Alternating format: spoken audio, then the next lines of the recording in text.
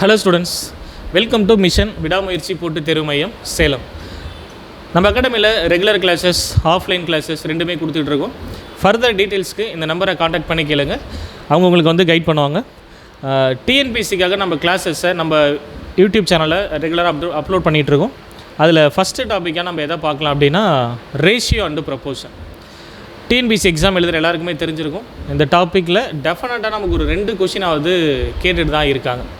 அதனால் இந்த டாப்பிக்கை நீங்கள் இந்த வீடியோவை நல்லா புரிஞ்சு படிச்சிட்டிங்கனாலே எக்ஸாமில் போய் ஈஸியாக அட்டன் பண்ணிட்டு வந்துடலாம். ரேஷியோ அண்டு ப்ரொப்போர்ஷன், அதாவது தமிழில் விகிதம் மற்றும் விகித சமம் அப்படின்னு நம்ம சொல்லுவோம்.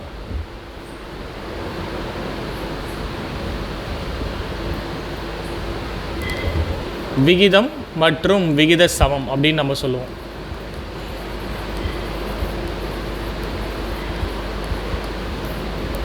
ஓகே, விகிதம் அப்படின்றது என்னென்னா 2 எண்களினுடைய கடைசி எளிய வடிவத்தை நம்ம விகிதம் அப்படின்னு நம்ம சொல்லலாம்.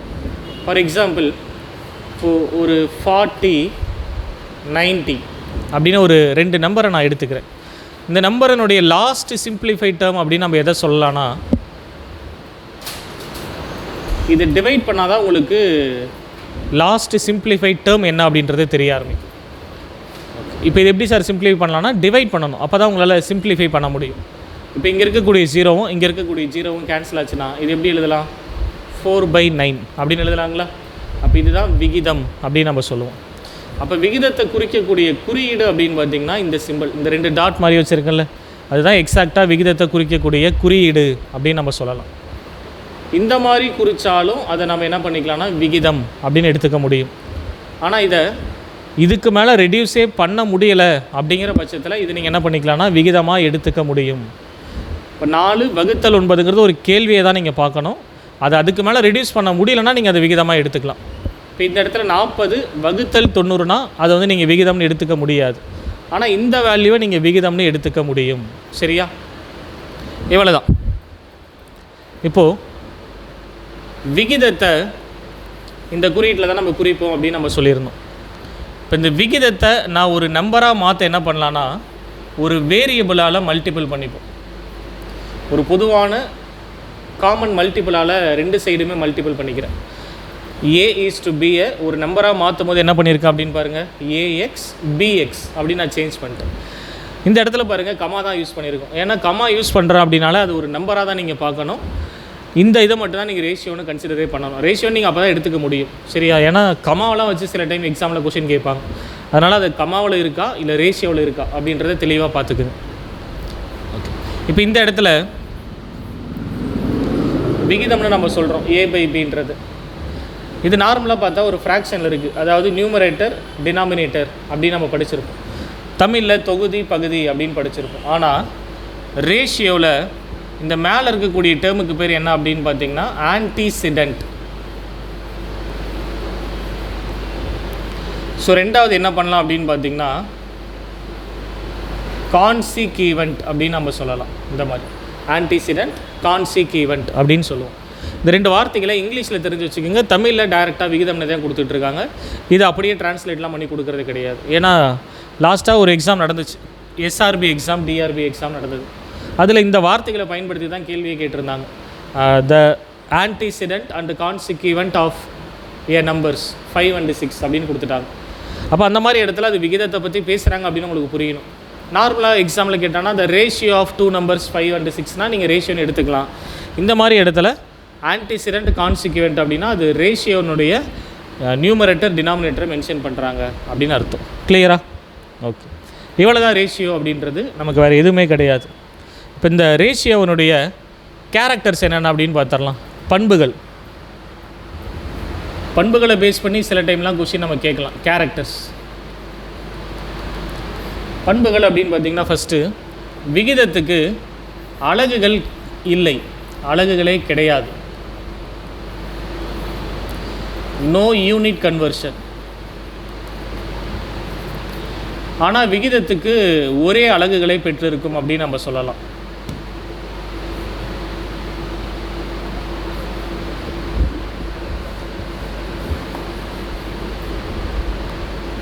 ஒரே அலகுகளை பெற்றிருக்கும் அப்படின்னு நம்ம சொல்லலாம். Same unit conversion. மூணாவது, இடவரிசையை மாற்ற முடியாது. இடவரிசை இடவரிசையை மாற்ற இயலாது.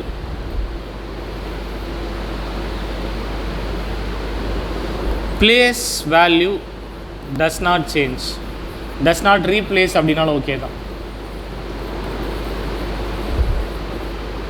இதுக்கான எக்ஸ்ப்ளனேஷன் பாருங்கள். விகிதத்துக்கு அலகுகள் இல்லை அப்படின்றது என்னென்னா, இப்போ 4:5 கொடுக்குறேன். இது எதுலேருந்து நீங்கள் கொண்டு வந்தீங்க அப்படின்னு கேட்டால் நம்மளால் சொல்ல முடியுமா? சொல்ல முடியாது. அதாவது கிலோமீட்டரை கேன்சல் பண்ணி கொண்டு வந்திருக்கீங்களா, இல்லை மீட்டரை கேன்சல் பண்ணி கொண்டு வந்தீங்களா, இல்லை கிலோகிராமா, இல்லை கிராமா, மில்லி லிட்டரா, சென்டிமீட்டரா அப்படின்னு எது கேட்டாலும் நம்மளால் தெரியாது. ஒரே பதில், அவ்வளோதான். 4:5 எதுனே நமக்கு தெரியாது. அதுதான் விகிதத்துக்கு அலகுகள் இல்லை அப்படின்னு கொடுத்தாச்சு. ஆனால் விகிதம் அப்படின்றது ஒரே அலகுகளை தான் பெற்றிருக்கும். ஃபார் எக்ஸாம்பிள், இப்போ மேலே 4 மீட்டர், கீழே 50 சென்டிமீட்டர் அப்படின்னு இருக்கும். இப்போ இது ரெண்டு நம்மளால் கேன்சல் பண்ண முடியுமா? ஸோ கேன்சல் பண்ண முடியாது. ஏன்னா மேலே இருக்கக்கூடிய கன்வர்ஷன் மீட்டர், கீழே சென்டிமீட்டர். மேலேயும் சென்டிமீட்டர், கீழேயும் சென்டிமீட்டர்னால் தான் உங்களால் கேன்சலே பண்ண முடியும். அதனால் இந்த மீட்டரை 100ஆல் மல்டிபிள் பண்ணி சென்டிமீட்டர்னு மாற்றிக்கிட்டேன். ஏன்னா ஒரு மீட்டர்னால் 100 சென்டிமீட்டர், கீழே 50 சென்டிமீட்டர். இப்போ இந்த இடத்துல சென்டிமீட்டரோ அடிபட்டு போகும். 2 ஜீரோவுக்கு இந்த ஜீரோ அடிபட்டு போகும். சாரி, ஒரு ஜீரோ தான் நமக்கு வந்து அடிபடும்.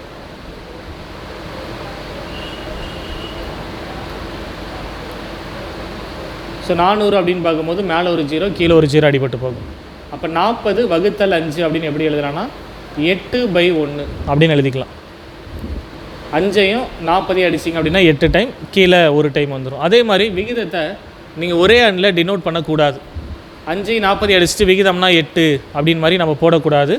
விகிதம் அப்படின்னாலே கம்பாரிசன், கண்டிப்பாக 2 எண்கள் இருந்தே ஆகணும். அப்போ கீழே எதுவுமே இல்லை அப்படின்னா நீங்கள் தாராளமாக 1ன்னு ரீப்ளேஸ் பண்ணிக்கலாம். அதே மாதிரி தான் மேலேயும். இப்போ கீழே 40ன்னு மேலே 5ன்னு இருந்துச்சுன்னா 5ஐயும் 40 அடிச்சிங்கன்னா கீழே மட்டும் 8 அப்படின்னு ஆன்சர் கிடைக்கும். அப்போ அந்த மாதிரி இடத்துல மேலே நீங்கள் 1ன்னு ரீப்ளேஸ் பண்ணிக்க வேண்டியதான்.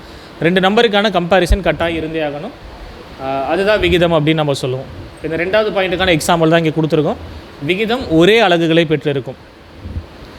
ரெண்டுமே பாருங்கள் சென்டிமீட்டராக இருந்தால் தான் உங்களால் விகிதமே கண்டுபிடிக்க முடிஞ்சது. அவ்வளோதான் ஆன்சர். புரியுதா? அதே மாதிரி விகிதத்தினுடைய இடவரிசையை மாற்ற முடியாது அப்படின்னு நம்ம சொல்கிறோம். இப்போ A/B அப்படின்னு இருக்குன்னா ஒரு 4/5ன்னு கொடுக்குறோம் அப்படின்னா அந்த ஏங்கிறது 4 தான் குறிக்கும், பிங்கிறது 5 தான் குறிக்கும். நான் ஏவை கொண்டு வந்து 5னும் பியை கொண்டு வந்து 4னும் எடுத்துக்கவே முடியாது. இந்த 3 பாயிண்ட் ஞாபகம் வச்சுக்கோங்க. புரியுதுங்களா? ஏன்னா இது கூட கொஸ்டினாக கேட்கலாம். விகிதத்தை பொறுத்து பின்வரும் கூற்றுகளில் எது சரியானது அப்படின்னு கேட்கலாம். சொல்லப்போனால் இப்போ லாஸ்ட்டாக நடந்த ஸ்பெஷல் டெட் எக்ஸாமில் இந்த கொஸ்டின் கேட்டிருந்தாங்க. இப்போ இன்றைக்கி டீட் எக்ஸாம் இப்போ தான் முடித்தாங்க, ஸ்பெஷல் டெட் முடிச்சிருந்தாங்க. அதில் இந்த கொஸ்டின் அப்படியே நம்ம கேட்டிருந்தாங்க பண்புகளை பேஸ் பண்ணி. ஸோ அடுத்தது விகிதத்தினுடைய வகைகள், டைப்ஸ் ஆஃப் ரேஷியோ, என்னென்ன டைப்ஸ் இருக்குது அப்படின்னு பார்த்துடலாம். இதில் நமக்கு எக்ஸாமில் ரிப்பீட்டடாக கேள்விகள் கேட்டுகிட்டே தான் இருக்காங்க. சரிங்களா? ஃபஸ்ட்டு என்ன பண்ணலாம் அப்படின்னு பார்த்தீங்கன்னா, இருமடி விகிதம்.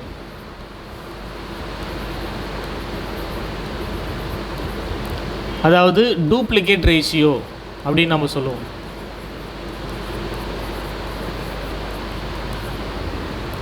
ஸோ 2வது இருமடி மூல விகிதம், சப் டூப்ளிகேட் ரேஷியோ அப்படின்னு சொல்லுவோம்.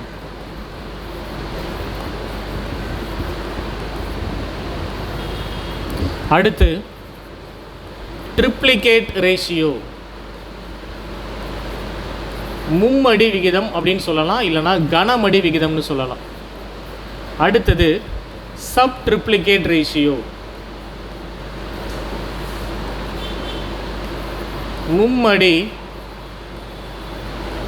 மூல விகிதம் அப்படின்னு நம்ம சொல்லுவோம். அடுத்ததா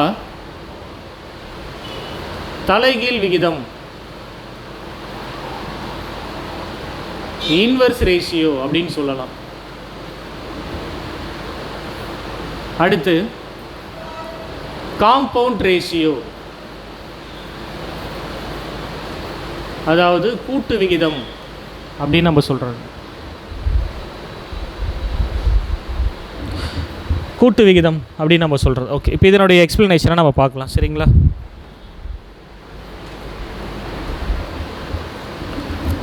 இந்த 6 டைப் தான். இதுலேருந்து கொஷின் நமக்கு டிஎன்பிசியில் நிறைய இடத்துல கேட்டிருக்காங்க. இப்போ இருமடி விகிதம் அப்படின்றது என்னென்னு பாருங்கள். 2:3 அப்படின்னு கொடுக்குறேன். இந்த விகிதத்தை ஸ்கொயர் பண்ணால் அதுதான் டூப்ளிகேட் ரேஷியோ அப்படின்னு நம்ம எடுத்துக்கலாம். இந்த விகிதத்தை ஸ்கொயர் பண்ணுறேன். 2:3 இருக்குங்களா? 2 ஸ்கொயர் பண்ணால் 4, 3 ஸ்கொயர் பண்ணால் 9. அதுதான் டூப்ளிகேட் ரேஷியோ அப்படின்னு சொல்லுவோம். அடுத்தது சப் டூப்ளிகேட், இருமடி மூல விகிதம். 16:25 அப்படின்னு ஒரு விகிதம் கொடுத்துருக்கேன். இந்த விகிதத்தை ஸ்கொயர் ரூட் அப்ளை பண்ணணும், அதாவது வர்க்க மூலம் எடுக்கணும். 16க்கு ரூட் எடுத்தால் 4, 25க்கு எடுத்தால் 5.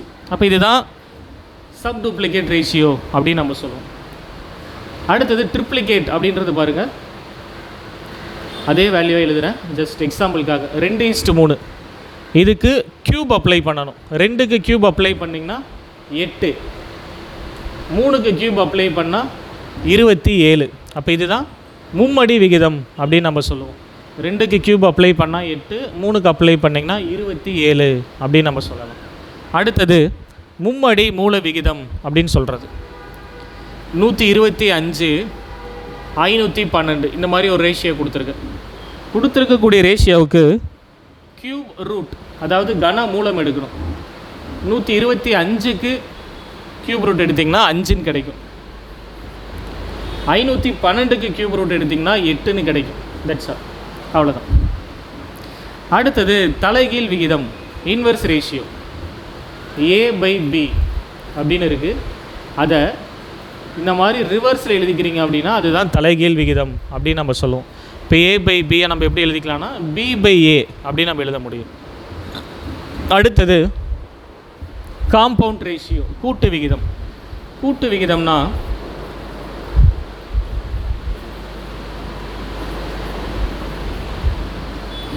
இந்த மாதிரி ஒரு 3 விகிதங்கள், 4 விகிதங்கள், 2 விகிதங்கள் இந்த மாதிரி கொடுத்துருவாங்க. இங்கே நல்லா கவனிங்க. A/Bன்றது ஒரு விகிதம், B/Cன்றது ஒரு விகிதம், C/D அப்படின்றது ஒரு விகிதம். இங்கே என்ன பண்ணியிருக்கேன் அப்படின்னா விகிதத்துக்கு விகிதப்படுத்தியிருக்கேன். A/Bங்கிறது ஒரு விகிதம், B/Cங்கிறது ஒரு விகிதம். விகிதத்தை விகிதம் படுத்தியிருக்கேன், விகித சமப்படுத்தலை, விகிதத்துக்கு விகிதம் கொடுத்துருக்கேன். B/Cக்கும் C/Dக்கும் விகிதத்துக்கு விகிதம் பண்ணியிருக்கேன். அப்போது இதை வச்சு நான் என்ன பண்ணலாம் அப்படின்னா கூட்டு விகிதம் கண்டுபிடிக்கலாம். கூட்டு விகிதம் இன்னும் சொல்லப்போனால் விகிதம் அப்படின்றது ஒரே லைனில் இருக்கணும். மேலே ஒரு நம்பர், கீழே ஒரு நம்பர், நடுவில் ஒரே ஒரு பார் தான் இருக்கணும். அதை தான் நம்ம விகிதம் அப்படின்னு எடுத்துக்க முடியும். சரியா? அப்போ இதை சொல்லப்போனால் ஒரு விகிதமே கிடையாது. அந்த விகிதத்தை கூட்டி சொல்லுங்கள் அப்படிங்கிறது சொல்கிறது தான் கூட்டு விகிதம். அப்போ இது எப்படி எடுத்துக்கலாம்னா இந்த மேலே இருக்கக்கூடிய டேர்மை அப்படியே பெருக்கல் எழுதிக்கிறேன், ABC. கீழே என்ன பண்ணிக்கலாம் அப்படின்னா இந்த மாதிரி மல்டிபிள் பண்ணி எழுதிக்கிறேன், BCD அப்படின்னு எழுதிக்கலாம். இப்போ இது என்ன பண்ணலான்னா இந்த BCயும் அப்படியே அடிபட்டு போயிட்டு A/D அப்படின்னு சிங்கிள் வேல்யூவாக நமக்கு கிடைச்சிருது. அப்போ மேலே ஒரு நம்பர், கீழே ஒரு நம்பர், நடுவில் ஒரே ஒரு பார் தான் இருக்குது. அப்போ இதுதான் நமக்கு கூட்டு விகிதம் அப்படின்னு சொல்லலாம். இந்த மாதிரி கேள்விகள் இன்னமும் எக்ஸாமில் கேட்டுகிட்டு தான் இருக்காங்க. A/B கொடுத்துருவாங்க, B/C கொடுத்துருவாங்க, C/D கொடுத்துருவாங்க. இந்த மாதிரி கொடுத்துட்டு A/D காண்க அப்படின்னு கேட்டாங்கன்னா டைரெக்டாக நீங்கள் கூட்டு விகிதம் அப்ளை பண்ணி வந்துடலாம். அது நம்ம சம் சால்வ் பண்ணும்போது அது உங்களுக்கு இன்னும் புரிய ஆரம்பிச்சிடும். இது புரியுதுங்களா எல்லாருக்குமே? ஓகே, இது எல்லாமே எக்ஸாமில் கேட்ட கொஷின்ஸ் கேட்பாங்க. ஓகே,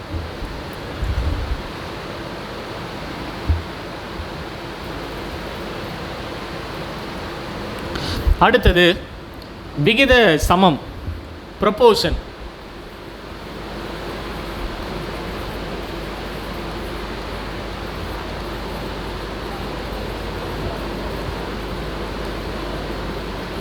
விகித சமம் அப்படின்னா ப்ரொபோர்ஷன் அப்படின்னு அர்த்தம். இப்போ A/B இது வந்து ஒரு விகிதம் அப்படின்னு நம்மளே சொல்லலாம். C/D. இதுவும் நம்ம வந்து ஒரு விகிதம் அப்படின்னே சொல்லலாம். இப்போ அடுத்து என்ன பண்ணலான்னா, இந்த இரண்டு விகிதத்தை கம்பேர் பண்ணுறீங்கன்னா அதுதான் விகித சமம் அப்படின்னு நம்ம சொல்லலாம். இந்த இரண்டு விகிதத்தை சமப்படுத்துறீங்க, அவ்வளோதான் விகித சமம், முடிஞ்சு போச்சு. சரியா? இதை தொடர்ந்து நீங்கள் அப்படியே கண்டினியூட்டே கூட எழுதிட்டு போகலாம்.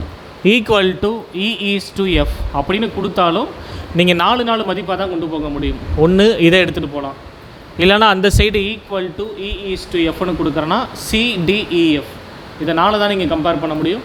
ஒட்டுமொத்தமாக 6 நம்ம கம்பேர் பண்ண முடியாது.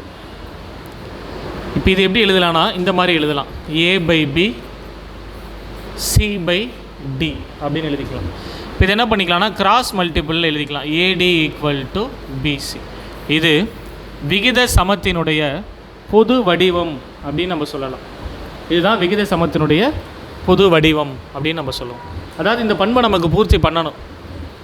ADனுடைய பெருக்குத்தொகை BCயின் பெருக்குத்தொகைக்கு சமமாக இருக்கணும் அப்படின்றத நம்ம சொல்லலாம். சரியா? அதாவது இந்த மாதிரி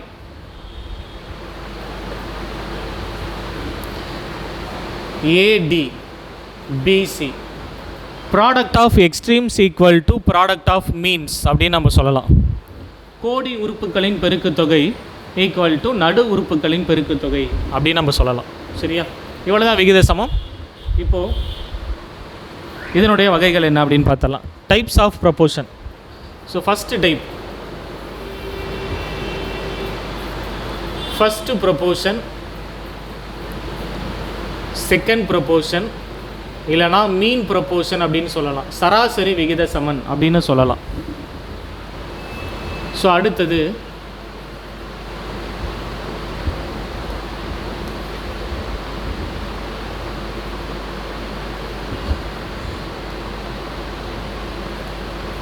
மூன்றாவது விகித சமன், நான்காவது விகித சமன். இதை பற்றி நம்ம பார்த்தலாம் என்னென்ன இருக்குது அப்படின்றது. சரிங்களா?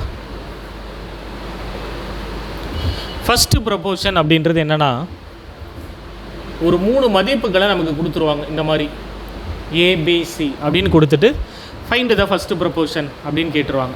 இப்போ இதை எப்படி ஃபஸ்ட்டு பிளேஸ் எக்ஸ்ன்னு வச்சுப்பேன், அடுத்தது A = B/C அப்படின்னு எழுதிக்கலாம். ஏன்னா ப்ரொபோர்ஷனுடைய ஜென்ரல் ஃபார்மே இங்கே பாருங்கள் எழுதியிருக்கேன், A/B = C/D. அதில் ஃபஸ்ட்டு பிளேஸில் என்ன வரும்னு கேட்குறாங்க அவங்க. அதுதான் நம்ம வந்து ஃபஸ்ட்டு பிளேஸ் 3 எல்லாம் அது எக்ஸ்ன்னு வச்சுக்கிறேன். அடுத்து கண்டினியூட்டிவ் அப்படியே ABC அப்படின்னு கொண்டு போய்க்க வேண்டியது. இதெல்லாம் ஃபார்முலா கிடையாது, பொது வடிவம். முதலாவது விகித சமன் அப்படின்னா இப்படி தான் நீங்கள் எழுதணும். சரியா? அடுத்து இரண்டாவது விகித சமன் அப்படின்னா இங்கே 2 மதிப்பு தான் கொடுப்பாங்க, AB அப்படின்றது. இதை எப்படி எழுதுக்கலாம்னா A/B = B/X.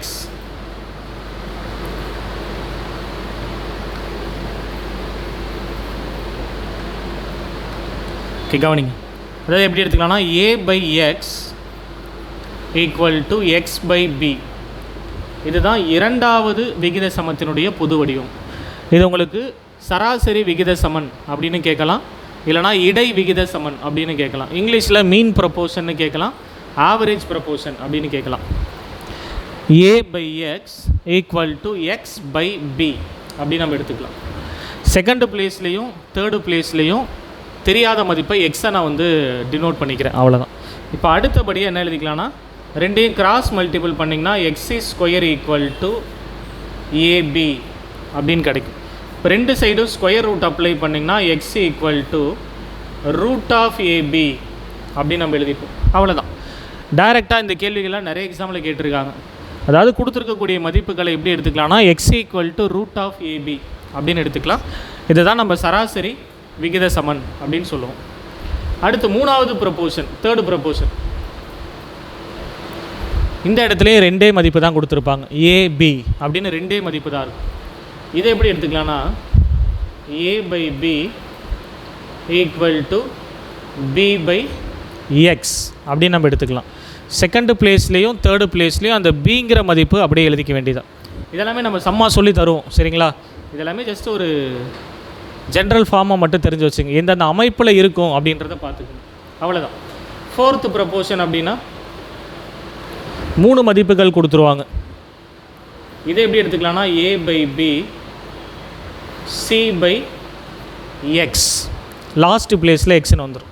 அதாவது ஃபஸ்ட்டு ப்ரொபோர்ஷனும் ஃபோர்த்து ப்ரொபோர்ஷனும் ஒரே மாதிரி பேட்டர்னாக கொண்டு வந்திருப்பேன். ஃபஸ்ட்டு ப்ரொபோர்ஷனில் ஃபஸ்ட்டு பிளேஸில் எக்ஸு, அப்புறம் ஏபிசின்னு வந்துடும். ஃபோர்த்து ப்ரொபோர்ஷனில் ஏபிசி, கடைசி பிளேஸில் எக்ஸ். செகண்டும் தேர்டும் ஒரே மாதிரி இருக்கும்.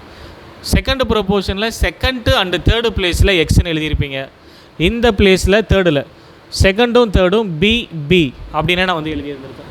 அவ்வளோதான், வேறு ஒன்றுமே கிடையாது. கேள்வியில் கொடுத்துருக்க ஆர்டரை மாற்றாமல் நீங்கள் என்ன பண்ணிக்கணும் அப்படின்னா எடுத்துக்கணும். இப்போ 1 2 3 அப்படின்னு கேள்வி கொடுக்குறாங்கன்னா நீங்களும் அதே ஆர்டரில் தான் ஏங்கிறது 1, பிங்கிறது 2, சிங்கிறது 3 அப்படி தான் எடுக்கணும். நான் ஏங்கிறத 3ன்னு எடுத்துக்கிறேன், பிங்கிறத 1ன்னு எடுத்துக்கிறேன் அப்படின்னு எடுத்திங்கன்னா அது விகித சமத்தை கண்டிப்பாக அமைக்காது. கேள்வி என்ன ஆர்டரில் இருக்கோ அந்த ஆர்டரில் தான் நீங்கள் எடுத்துக்கணும். சரியா? இவ்வளோ தான். இதுதான் விகித சமத்தினுடைய பொது வடிவம், அப்புறம் அதனுடைய டைப்ஸ். இது 4லிருந்துமே நமக்கு வந்து கொஷின் கேட்பாங்க. சரிங்களா? இவ்வளோ தான் ரேஷியோ நமக்கு கம்ப்ளீட்டட். இப்போ ரேஷியோவில் இருக்கக்கூடிய கொஷின்ஸை உங்களுக்கு எவ்வளோ சிம்பிளாக நம்ம சொல்ல முடியுமோ அந்த அளவுக்கு நம்ம சொல்லிடலாம். ப்ளஸ் நீங்கள் பிகினராக இருந்துச்சுன்னா உங்களுக்கு ரொம்ப யூஸ்ஃபுல்லாக இருக்கும் இந்த வீடியோ. ஏன்னா எல்லாமே டைப் வைஸ் பிரித்து நம்ம கொஷினாக கொடுத்துருப்போம். ஜென்ரலாக ஒரு ரேஷியோ எடுத்து எல்லா கொஷினும் சால்வ் பண்ணாமல் அப்படியே ரொம்ப பிகினருக்கு ரொம்ப யூஸ்ஃபுல்லான வீடியோவாக இருக்கும். வீடியோவை கடைசி வரைக்கும் வாட்ச் பண்ணுங்கள். சரியா?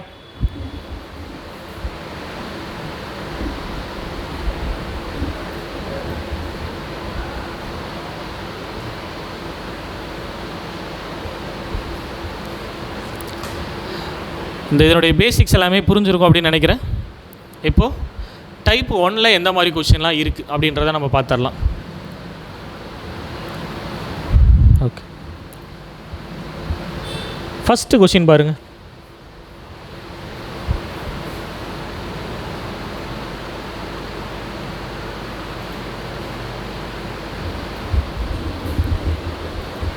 Find the ratio 666 gram to 6 kg.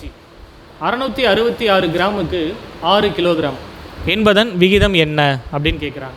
இப்போ தான் நம்ம சொல்லி கொடுத்துருப்போம். 666 கிராம்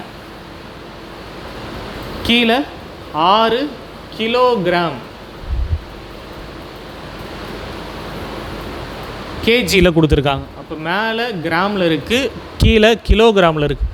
அப்போ கண்டிப்பாக நம்மளால் இதை கேன்சல் பண்ண முடியாது. என்ன பண்ணிக்கலாம் அப்படின்னா ரெண்டையும் கிராமுக்கே நான் என்ன பண்ணிக்கிறேன், சேஞ்ச் பண்ணிக்கிறேன். ரெண்டையும் கிராமுக்கு சேஞ்ச் பண்ணுங்கள். 1 கிலோகிராம் அப்படின்னா 1000 கிராம். இந்த மேலே இருக்கக்கூடிய கிராம் அப்படியே இருக்கட்டும். கீழே இருக்கக்கூடிய கிலோகிராமை கிராமுக்கு சேஞ்ச் பண்ணுங்கள். 1 kg அப்படின்னா 1000 கிராம். அதுதான் இங்கே எழுத போகிறோம். அப்போ 6 கிலோகிராம் அப்படின்னா 6000 கிராம் அப்படின்னு நான் மாற்றிட்டேன். அவ்வளோதான். ஸோ இப்போ இது என்ன பண்ணிக்கலாம்னா கேன்சல் பண்ணிக்கலாங்களா? இப்போ இதை அப்படியே கேன்சல் பண்ணுறேன். இங்கே இருக்கக்கூடிய கிராமும் இங்கே இருக்கக்கூடிய கிராமும் கேன்சல் ஆகும். ஸோ மேலே 666ன்னு இருக்குது, கீழே ஒரே ஒரு 6 தான் இருக்குது. அப்போ இது எல்லாமே நீங்கள் 6ஆல் அடிச்சிங்க அப்படின்னா மேலே 111 அப்படின்னு வரும், கீழே ஒரே ஒரு டைம் தான் 6 இருக்குது. அதை அடிச்சிட்டிங்கன்னா 10000 அப்படின்னு இருக்கும். ஸோ இந்த வேல்யூ எங்கே இருக்குது அப்படின்னு பார்த்தீங்கன்னா ஆப்ஷன் டியில் இருக்குது. அப்போ தான் சரியான விடை அப்படின்னு நம்ம போட்டுக்கலாம். 111 is 1000 அப்படின்றது நமக்கான ஆன்சர். சரியா?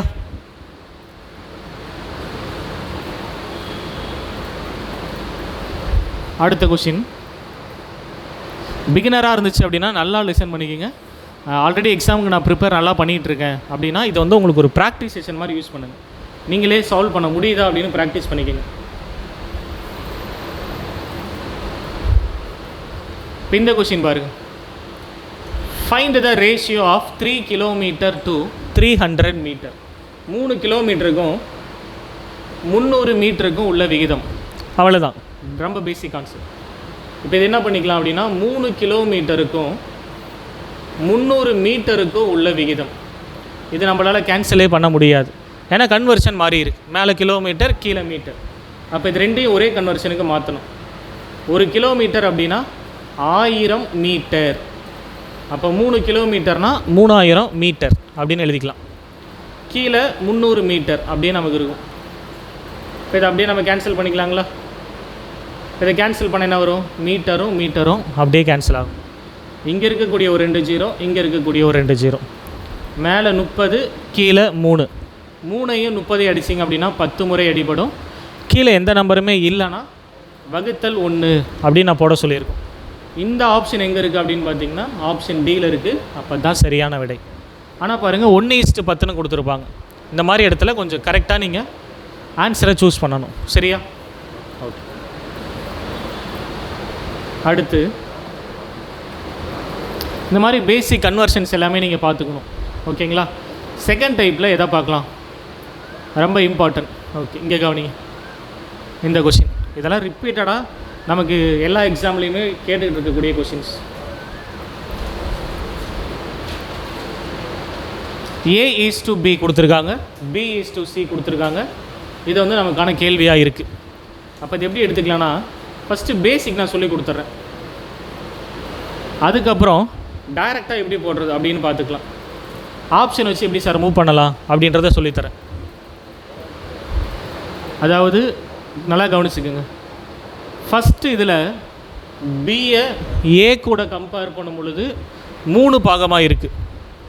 இதில் பாருங்கள் பி சி கூட கம்பேர் பண்ணும் பொழுது 5 பாகமாக இருக்குது. ஃபஸ்ட்டு இதில் பியை ஏ கூட கம்பேர் பண்ணும்போது 3 பாகம், இதில் பியை சி கூட கம்பேர் பண்ணும் பொழுது 5 பாகம். ஆனால் பிக்கு ஒரே ஒரு வேல்யூ தான். இவங்களோட கம்பேர் பண்ணும்போது ஒரு மதிப்பும், இன்னொருத்தவங்களோட கம்பேர் பண்ணும்போது இன்னொரு மதிப்பும் கிடைக்கிது. அதை நான் என்ன பண்ணுறேன் அப்படின்னா ஈக்குவல் பண்ணுறேன். அதுதான் A:B:C கொஷினாக கேட்குறாங்க. இப்போ அங்கே கொடுத்துருக்க வேல்யூ அப்படியே எழுதிக்கிங்க. A:Bக்கு நேராக 2:3 எழுதிக்கிங்க. அடுத்து B:Cக்கு நேராக 5:7 எழுதிக்கிறேன். That's all. இப்போ என்ன பண்ணலான்னா, இந்த இடத்துல ஒரு ஸ்பேஸ் வந்து எம்டியாக இருக்குது, இந்த இடத்துல ஒரு ஸ்பேஸ் வந்து நமக்கு எம்டியாக இருக்குது. அதுக்கு என்ன பண்ணலான்னா, அதுக்கு பக்கத்தில் இருக்கக்கூடிய மதிப்பை நீங்கள் காப்பி பண்ணி அப்படியே எழுதிக்கிங்க. ஜஸ்ட்டு லெஃப்ட்டு ரைட்டை மட்டும் பாருங்கள், மேலேயும் கீழேயும் பார்க்க வேணாம். அப்படி பார்த்தா இந்த ஸ்பேஸ் எம்டியாக இருக்குன்னா அதுக்கு பக்கத்தில் இருக்க மதிப்பு 3 எடுத்து எழுதிக்கிறேன். இந்த ஸ்பேஸ் எம்டியாக இருக்குது, அதுக்கு 5 பக்கமாக இருக்குது, அதை எடுத்து எழுதிக்கிறேன். That's all. இப்போ இது என்ன பண்ணலான்னா, ஸ்ட்ரெயிட்டாக மல்டிபிள் பண்ணலாமா? 10, 2 × 5 10, 3 × 5 15, இங்கே 21. ஃபைனலாக இந்த வேல்யூவை நீங்கள் ரெடியூஸ் பண்ண முடியுதான்னு பாருங்கள். 10, 15, 21. ஸோ எதுலேயுமே ரெடியூஸ் ஆகலை. அப்படி பார்த்தா ஆப்ஷன் சி நமக்கு சரியானது அப்படின்னு நம்ம எடுத்துக்கலாம். சரிங்களா? சி அப்படின்றது சரியானதாக நமக்கு இருக்கும். அதனால் இந்த மாடல் நீங்கள் ஞாபகம் வச்சுக்கோங்க, உங்களுக்கு ரொம்ப ஈஸியாகவே முடிஞ்சிடும். சரிங்களா?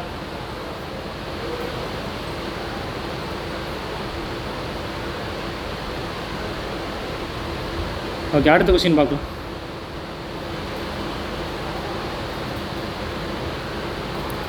இந்த கொஷின் நீங்களே போடுங்க பார்க்கலாம்.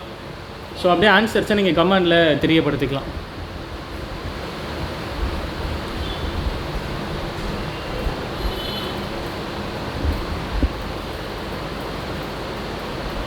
அதே கொஷின் தானே கொடுத்துருக்காங்க.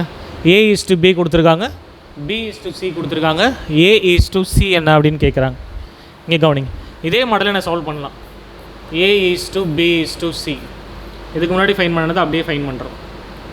A:B 3:4, B:C 8:9. அப்போ இந்த இடத்துல ஒரு ஸ்பேஸ் எம்டியாக இருக்குது, அதுக்கு 4ன்னு போட்டுக்கலாம். இந்த இடத்துல ஒரு ஸ்பேஸ் எம்டியாக இருக்குது, அதுக்கு 8ன்னு போட்டுக்கோம். இப்போ அப்படியே ஸ்ட்ரெயிட்டாக மல்டிபிள் பண்ணால் 24, 32, 36 அப்படின்னு கேட்குறாங்க. இப்போ ஃபைனல் ஆன்சர் நமக்கு என்ன கேட்குறாங்கன்னா, ஏவும் சி மட்டும் சொல்லுங்கள், எனக்கு அதுவே போதும் அப்படின்ட்டாங்க. அப்போ ஏவும் சியும் மட்டும் நீங்கள் செக் பண்ணுறீங்க. 24ஐயும் 36 ரெடியூஸ் பண்ண என்ன வரும்? எதில் அடிக்கலாம்? 12ஆல் அடிக்கலாம். ஸோ 12ஆல் அடிச்சிங்கன்னா 2, இங்கே 3 அப்படின்னு கிடைக்கும். அப்போ 2:3 அப்படின்றது நமக்கான ஆன்சராக கிடைக்கும். சரியா? நான் இதை வந்து பேசிக்காக இருந்துச்சு, அதிலே அப்ரோச் பண்ணேன். டைரெக்டாக போடுறது நீங்கள் இங்கே ஒரு மாடல் சொல்லி கொடுத்தோம்ல, என்ன மாடல்? கூட்டு விகிதம் அப்படின்னு ஒன்று சொல்லி கொடுத்துருக்கோம். அந்த லாஜிக் எடுத்துக்கிறேன். ஃபஸ்ட்டு வேல்யூ லாஸ்ட் வேல்யூவும் கொடுத்துட்டாலே நீங்கள் டைரெக்டாக கூட்டு விகிதத்துக்குள்ளே போய்க்கலாம். அப்போ A/B எப்படி எழுதிக்கலாம்னா 3/4ன்னு எழுதிக்கலாம். B/Cயை 8/9ன்னு இந்த மாதிரி விகிதத்துக்கு பதிலாக பெருக்கலை நடுவில் போட்டுக்குங்க, சரியாக போயிடும்.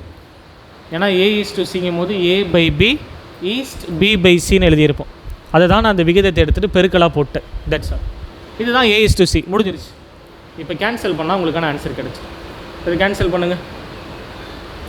4ஐயும் 8ஐயும் அடிச்சிங்கன்னா 2 முறை. 3ஐயும் 9ஐயும் அடிச்சிங்க அப்படின்னா 3 முறை. ஸோ ஆன்சர் 2:3 அப்படின்னு நம்ம போட்டுக்கோம். ஓகே,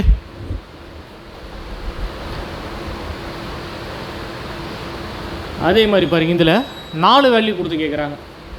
4 வேல்யூ கொடுத்து கேட்டாலும் அதே லாஜிக் தான். 4 value A, B, C, D. 3 வேல்யூக்கு என்ன சொல்லி கொடுத்தோமோ அதே லாஜிக் தான் நீங்கள் இங்கேயே எடுக்கிற மாதிரி இருக்கும். இப்போ A:B அப்படின்றது எப்படி எடுத்துக்கலான்னு பாருங்கள். 2:3ன்னு எடுக்கலாம். B:C அப்படின்றத அதுக்கு நேராக அப்படியே எழுதிட்டு வாங்க, அதுக்கு கீழேயே. C:Dங்கிறது 6:7 அப்படின்னு நம்ம எடுக்கலாம். இப்போ என்ன பண்ணலான்னா ஒரு டாட் மாதிரி வச்சுக்கோங்க, அவ்வளோதான். இப்போ என்ன பண்ணுங்கள், அதுக்கு பக்கத்தில் இருக்கக்கூடிய வேல்யூவை எம்டிஆர் இருக்கிற இடத்துல அப்படியே ஃபில் பண்ணிகிட்டே வாங்க. அப்போ இந்த இடத்துல ஒரு ஸ்பேஸ் எம்டிஆர் இருக்குது, அதுக்கு 3 எடுத்து அப்படியே எழுதிப்பேன். இங்கேயும் எம்டிஆர் இருக்குது, அதுக்கும் அதில் பக்கத்தில் இருக்க மதிப்பை 3 எழுதிப்பேன். இதுக்கு 5 பக்கத்தில் இருக்குது, அதை எழுதியாச்சு. இதுக்கு 4 பக்கமாக இருக்குது, அதை எழுதியாச்சு. ஸோ இங்கே பார்த்தீங்கன்னா 6 பக்கமாக இருக்குது, அது 2 எழுதிக்க வேண்டியதான். That's all. இப்போ அப்படியே நீங்கள் ஸ்ட்ரெயிட்டாக மல்டிபிள் பண்ணால் உங்களுக்கான ஆன்சர் என்னன்னு கிடச்சிடும். செக் பண்ணுங்கள். 2 × 4 6, சாரி 8. 8 × 6னா 48. இதை செக் பண்ணுங்கள். 3 × 4 12, 12 6 72. இதை செக் பண்ணிங்கன்னா 5 × 6 30, 30 × 3னா 90. அடுத்து இதை செக் பண்ணுங்கள். 15 × 7 அப்படின்னா 105 அப்படின்னு நமக்கு கிடைச்சி. அவங்க கேட்குறது 4மே கேட்குறாங்க. அப்போ இது என்ன பண்ணிக்கலாம்னா ரெடியூஸ் பண்ண முடியுதான்னு பாருங்கள். இதில் ரெடியூஸ் பண்ணலாம் அப்படின்னு பாருங்கள். 48, 72, 90, 105 இது எல்லாமே 3ஆல் அடிப்படும். ஸோ இது எல்லாத்தையும் நான் 3ஆல் டிவைட் பண்ணிக்கிறேன். 3ஆல் டிவைட் பண்ணிங்கன்னா இங்கே 16ன்னு வரும். ஸோ இங்கே 2 4ன்னு வந்துடும். இங்கே 30ன்னு வரும். ஸோ இங்கே வந்து பார்த்திங்கன்னா 35 அப்படின்னு வரும். இது எந்த இடத்துல இருக்கோ அதுதான் நமக்கான ஆன்சர். 16, 24, 30, 35 ஆப்ஷன் சியில் இருக்குது. அப்போ அதுதான் கரெக்ட் ஆன்சர் அப்படின்னு நம்ம எடுத்துக்க முடியும். சரிங்களா, புரியுதானே?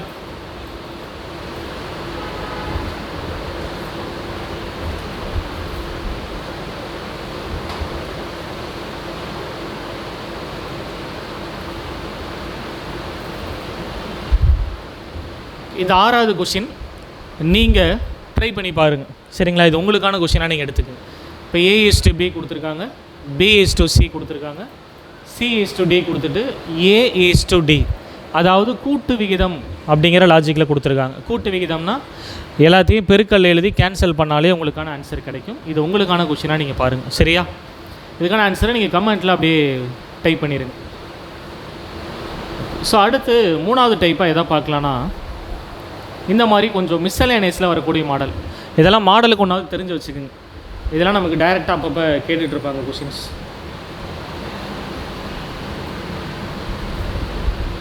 இப்போ ஃபஸ்ட்டு பார்த்தீங்கன்னா A:B:C 2:3:4. இது என்ன பண்ணலான்னா, இது வந்து கேள்வியாக இருக்குது. A/B,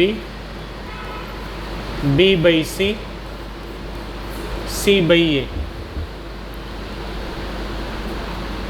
ஏவுக்கு நேராக இருக்கிறது தான் ஏவுடைய மதிப்பு 2, பிக்கு நேராக இருக்கிறது பியுடைய மதிப்பு. அடுத்து B 3, சிங்கிறது 4, 4/2. இதோட நம்ம அப்படியே விட்டுடலாமா சார் அப்படின்னு கேட்டால் அந்த மாதிரி விடக்கூடாது. ஏன்னா நான் உங்களுக்கு ஃபஸ்ட்டு என்ன சொல்லியிருக்கோம், இந்த மாதிரி நடுவில் விகிதம்னு வந்துட்டாலே உங்களுக்கு சிங்கிள் லைனில் தான் இருக்கணும். மேலே ஒரு நம்பர், கீழே ஒரு நம்பர், அப்படி தான் இருக்கணும். அதுக்காக இதை நல்லாமே பெருக்கல் பண்ணி விட்டுறலாமா சார் அப்படின்னா, அது கூட்டு விகிதத்துக்கு மட்டும்தான் நீங்கள் பெருக்கல் பண்ணணும், மற்ற எந்த இடத்துலையும் பெருக்கலே பண்ணக்கூடாது. ஏவும் கடைசி மதிப்பும் கேட்டால் தான் நீங்கள் கூட்டு விகிதத்துக்கே போகணும். அப்போ இதை நான் பெருக்கல் பண்ணி விட்டுட்டு ஒரே மதிப்பாக கொடுத்துறேன்னா அது தப்பு, அப்படி பண்ணக்கூடாது. சரியா, இப்போ இந்த அடிமானம் எல்லாமே டிஃப்ரெண்ட்டான வேல்யூஸாக இருக்குது. அதை சமப்படுத்திட்டு நீங்கள் நியூமரேட்டரை மட்டும் எழுதினீங்கனாலே உங்களுக்கு விகிதம் கிடைச்சிடும். அப்போ அடிமானத்தை சமப்படுத்த என்ன பண்ணலாம், எல்சிஎம் எடுப்போம். 3, 4, 2, 3, 4, 2 எல்லாமே அடுத்தடுத்த எண்கள். அப்போ அடுத்தடுத்து எண்களாக வந்துருந்துச்சுன்னா கடைசி 2 நம்பரினுடைய பெருக்கு தொகை தான் எல்சிஎம்மாக கிடைக்கும். அதாவது 3க்கும் 4க்கும் எல்சிஎம்னா 12 அப்படின்னு சொல்லுவீங்களா? அப்போ இந்த 3 நம்பருக்கான எல்சிஎம் 12, அவ்வளோதான். டேரெக்டாக ஞாபகம் வச்சுக்கோங்க. இல்லைனா நான் இந்த டானா வகுத்தல் இப்படி போட்டு பார்க்கணும், 2 3 4ன்னு. இப்போ இது 2ஆல் பண்ணால் 1 முறை, இங்கே 3 முறை, இங்கே 2 முறை, 2 × 3 6, 6 × 12, இதுதான் எல்சிஎம். அப்போது இந்த 3 4ஆல் பெருக்குனா 12, அப்போ மேலேயும் 4ஆல் பெருக்கிடலாம். 4 3ஆல் பெருக்குனா 12, அப்போ மேலேயும் 3ஆல் பெருக்கிடுங்க. 2 6ஆல் பெருக்குனா 12, அப்போ மேலேயும் 6ஆல் பெருக்கிடுங்க. அடிமானம் எல்லாமே ஒரே மதிப்பாக 12ன்னு கொண்டு வந்துட்டு அதை நீங்கள் கன்சிடர் பண்ண வேண்டாம். நியூமரேட்டரை மட்டும் என்ன வருதோ அதை எடுத்துக்குங்க. மேலே பெருக்குங்க. 2 × 4 8, 3 × 3 9, 4 × 6 24. அப்போ ஆப்ஷன் டியில் இருக்குது, அதுதான் நமக்கான ஆன்சர். சரிங்களா? இப்படி தான் ஃபைன் பண்ணணும். கிளியர் தானே?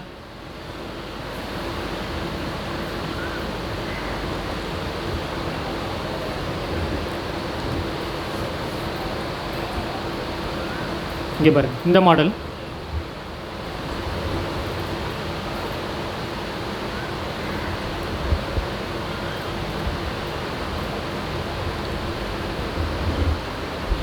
A equal to 5B equal to 6C. Then find A is to B is to C. அதாவது ஏவினுடைய 3 பங்கும் பியினுடைய 5 பங்கும் சியினுடைய 6 பங்கும் சமம்னு கொடுத்துட்டு A is to B is to C என்ன அப்படின்னு கேட்குறாங்க.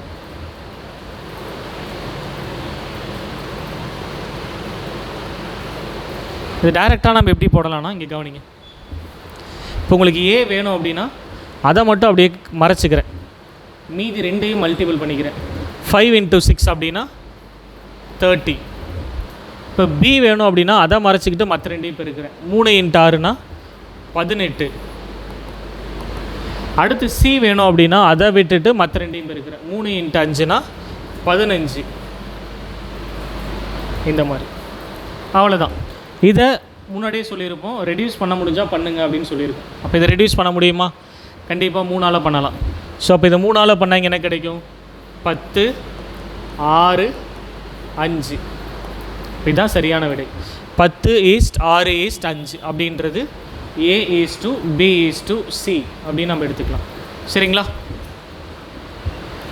இந்த மாதிரி சமக்குறி கொடுத்துட்டு விகிதம்னு கேட்டாலே ஏ வேணும்னா அதை மறைச்சிக்குங்க, மற்ற 2ஐயும் பெருக்குங்க. பி வேணும்னா அதை விட்டுட்டு மற்ற 2ஐயும் பெருக்குங்க. சினா அதை விட்டுட்டு மற்ற 2ஐயும் ப்ராடக்ட் பண்ணுங்கள்.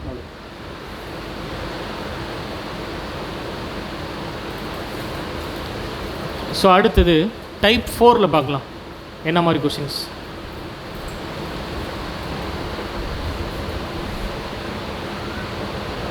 இங்கே என்ன கேட்குறாங்க அப்படின்னு பாருங்கள். Which of the following fractions are the largest? பின்வரும் பின்னங்களில் எது மிக பெரியது அப்படின்னு கேட்குறாங்க. இந்த 4 ஆப்ஷனில் எது பெரியது அப்படின்றது தான் கேள்வி. 7/8, 13/16, 31/40, 63/80. இந்த மாதிரி.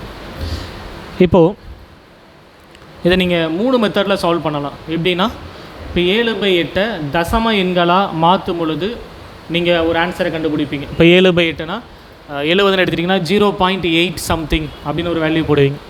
13/16ன்னு போட்டாலும் அதாவது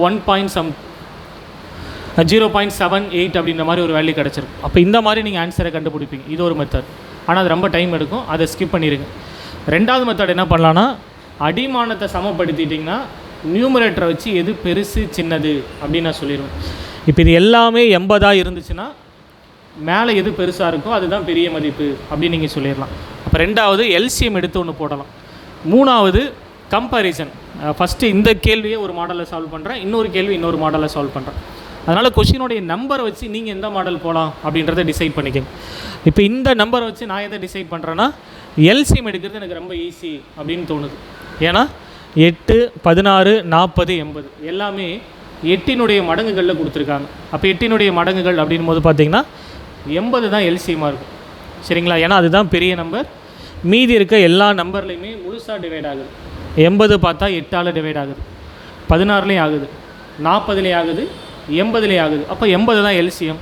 அப்போ அடிமானத்தை 80ன்னு மாற்றுங்க, அவ்வளோதான். அப்போ அடிமானத்தை 80ன்னு மாற்றினீங்கன்னா இந்த கீழே இருக்க நம்பரை எதில் பெருக்குறீங்க அப்படின்னு மட்டும் பார்த்துட்டு வாங்க. ஜஸ்ட்டு பாருங்கள், எழுதுகிறேன் இந்த இடத்துல. அப்போ 8 என்ன பண்ணலான்னா 10ஆல் பெருக்குவீங்க. 8 × 10 = 80. 16 5ஆல் பெருக்குனிங்கன்னா 80. அப்போ மேலே 5ஆல் பெருக்குவேன். 40 2ஆல் பெருக்குனா 80, அதனால் மேலே 2ஆல் பெருக்குவேன். இதை 1ஆல் பெருக்குனாலே போதும், அதனால் மேலேயும் 1ஆல் பெருக்குவேன். இப்போ மேலே பெருக்கி பாருங்கள். 7 × 10 70. கீழே 5ஆல் பெருக்கினால மேலே 5ஆல் பெருக்குங்க, 65. 13 × 5 = 65. 40 2ஆல் பெருக்கிறதுனால மேலே 2ஆல் பெருக்கிறோம். அப்போ இங்கே என்ன வரும்? 62. 31 × 2 = 62. 80 1ஆல் பெருக்குனா மேலேயும் அதே 1ஆல் பெருக்கியிருக்கும். அப்போ இதில் எது பெரிய மதிப்பாக இருக்குது? ஸோ 70 அப்படின்றது நமக்கு பெரிய மதிப்பாக இருக்குது. 70 நான் எங்கேருந்து கொண்டு வந்தேன் அப்படின்னா 7/8 தான் கொண்டு வந்திருக்கேன். அப்போ அதுதான் பெரிய மதிப்பு. Option A. இந்த மாதிரி நீங்கள் எடுத்துக்கலாம். புரியுதுங்களா? அடிமானம் சமப்படுத்திட்டிங்கன்னா அதை வச்சு மேலே எது பெருசாக இருக்கோ அதுதான் நமக்கான ஆன்சர். இந்த மாடலை இதில் படிச்சுக்குங்க. அடுத்த கேள்வி நான் உங்களுக்கு வேறு ஒரு மாடல் சொல்லித்தரேன்.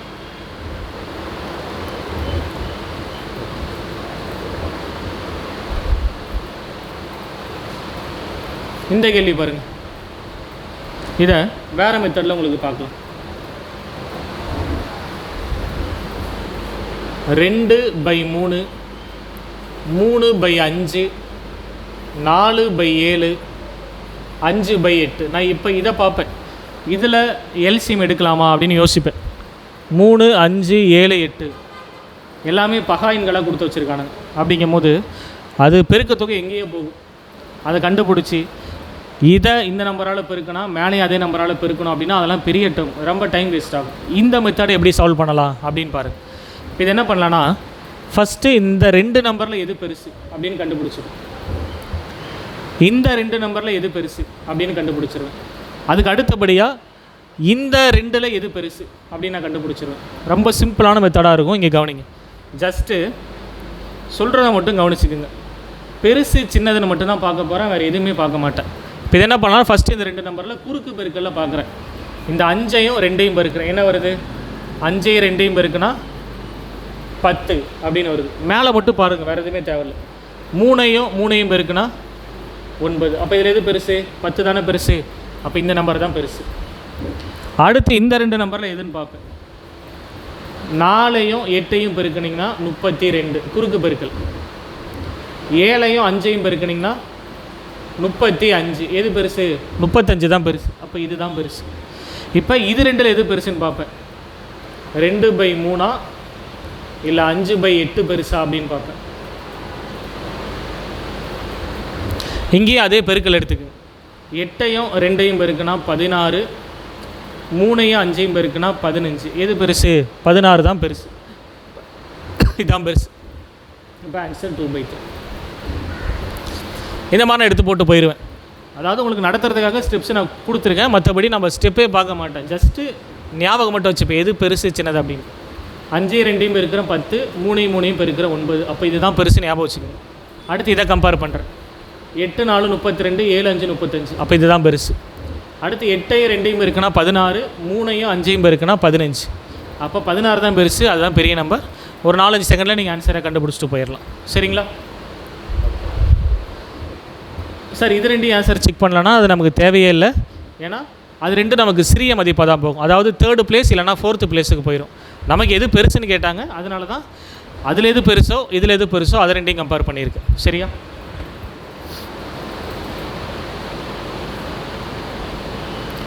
அடுத்தது 5th டைப்பில்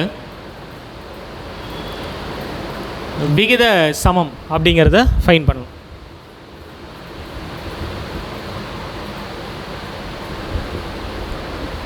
நம்ம சொல்லி கொடுத்துக்கோமா, 4வது விகித சமன் என்ன அமைப்பில் இருக்கணும் அப்படின்னு ஒரு ஃபார்மேட் சொல்லியிருப்போம்ல. 3 மதிப்பை கொடுத்துருவாங்க. இந்த அமைப்பில் தான் நமக்கு இருக்கணும் 4வது விகித சமன்.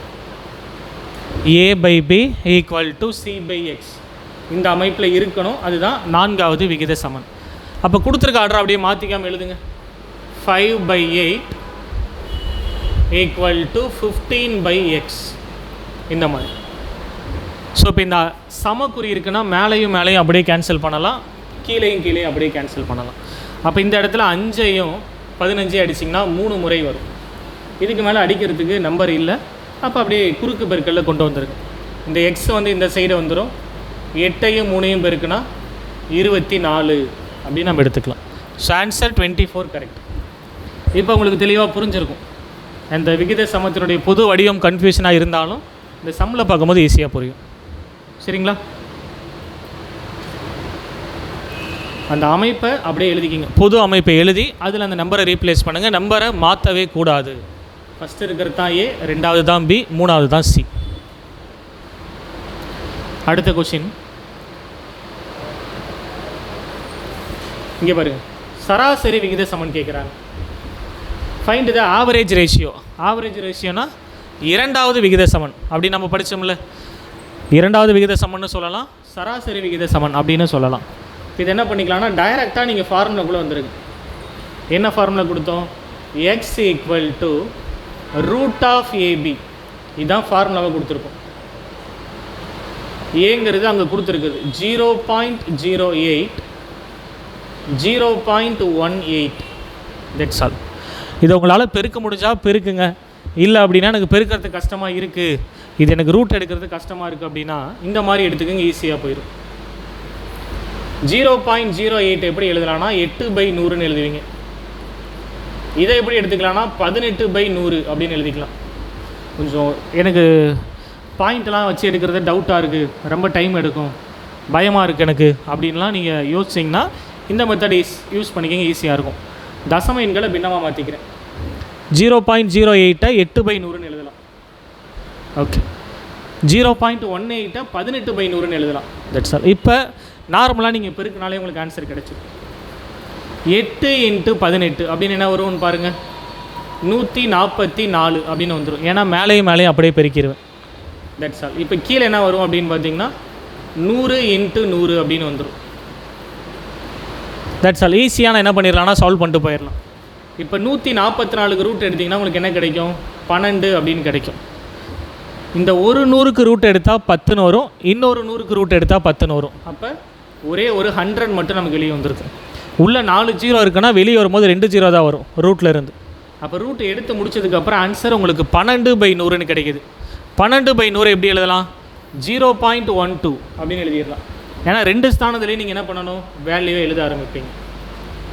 12/100னா 0.12, அவ்வளோதான். ஓகே. அதனால் தசம எண்களாக இருக்குன்னா நீங்கள் பின்னத்துக்கு மாற்றிக்கிங்க, அது ஈஸியாக உங்களுக்கு ஆன்சர் வந்துடும். ரொம்ப டைம் எடுத்துக்காது உங்களுக்கு.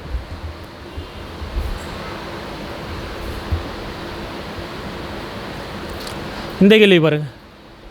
டைரெக்டாக வேல்யூவாக கொடுத்துட்டாங்க, ஸ்டேட்மெண்ட்டாக கொடுக்காம.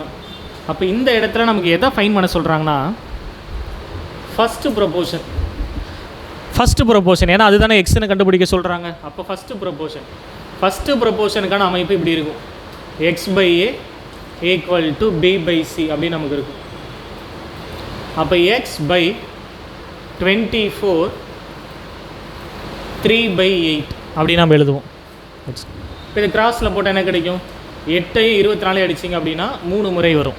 இதுக்கு மேலே நம்மளால் அடிக்கிறதுக்கு நம்பர் இல்லை. ஸோ அப்படியே ஜஸ்ட் கிராஸில் கொண்டு போனீங்க அப்படின்னா 9 அப்படின்னு கிடச்சிரும். So answer 9. கிளியரா?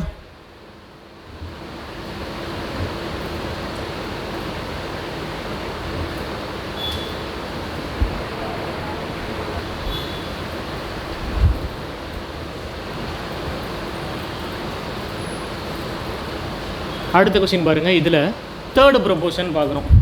3வது விகித சமன். நீங்கள் டைரெக்டாகவே அந்த கொடுத்த அமைப்புக்கு வந்துடுங்க. அது எழுதிட்டிங்கன்னா நீங்கள் தப்பு இல்லாமல் ஆன்சர் போட்டுக்கலாம். 3வது விகித சமன் எப்படி இருக்கும்? a/b b/x இந்த அமைப்பில் இருக்கணும். இப்படி இருந்தால் தான் அது நம்ம 3வது விகித சமன் அப்படின்னே சொல்ல முடியும். அப்போ அப்படியே நம்பர் எழுதிக்கலாங்களா? ஏங்கிறது 16, பிங்கிறது 36. அப்போ இங்கேயே அதே 36/x அப்படின்னு எழுதுவோம். 16 36 நமக்கு 4ஆல் தாராளமாக கேன்சல் ஆகும். ஸோ 4ஆல் அடிச்சிங்க அப்படின்னா இங்கே 4 முறை, இங்கே 9 முறை. மறுபடியும் இந்த 4ஐயும் இந்த 36 அடிச்சிங்க அப்படின்னா 9 முறை கிடைக்கும்.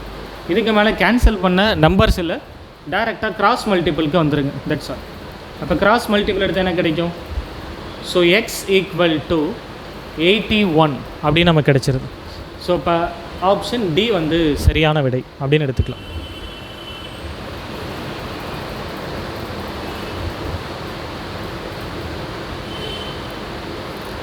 அடுத்தது இந்த விகித சமமில் ஒரு டிஃப்ரெண்ட்டான கொஷின். இப்போ 4 மாடலுக்கு 4 கொஷின் நம்ம பார்த்தாச்சு. First proportion, second proportion, third proportion, fourth proportion. இப்போ இதில் என்ன கேட்குறாங்கன்னா 6, 14, 18, 38 என்பவற்றுடன் எந்த எண்ணை கூட்ட விகித சமமாகும் அப்படின்ற மாதிரி கேள்வி கேட்குறாங்க.